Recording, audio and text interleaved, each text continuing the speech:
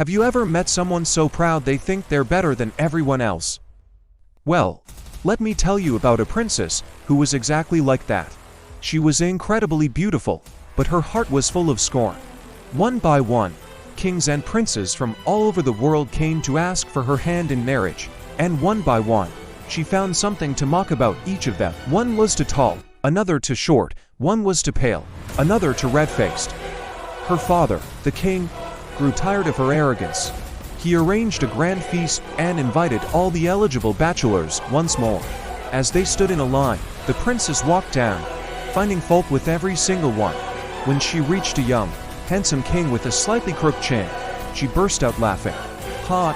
His chin is bent like a thrush's beak. I'll call him King Thrushbeard," she declared, and the name stuck.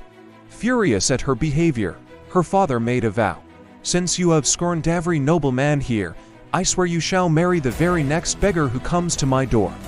A few days later, a musician with tattered clothes and a long beard appeared, playing a fiddle under the castle window. True to his word, the king forced his daughter to marry the beggar, despite her tears and pleas. The beggar took her away from the palace. They walked through lush green meadows and deep, dark forests. The princess asked, "To whom do all these beautiful lands belong?" The beggar replied, "They belong to King Thrushbeard. If you had married him, they would be yours." She sighed with regret. They passed a grand city, and again she asked, "Whose city is this?" And again, the answer was, "It belongs to King Thrushbeard. If you had married him, it would be yours." Her heart ached with what she had lost. Finally, they arrived at a tiny, run-down hut. "This is our home," the beggar said. The princess, who had never done a day's work in her life, was forced to learn how to cook, clean, and weave baskets to earn a living. Her soft hands became rough, and her pride slowly washed away with every chore.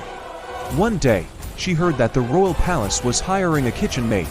Hoping for a better life, she went and got the job. She worked tirelessly in the castle kitchen, hiding her face in shame whenever she caught a glimpse of the court's splendor.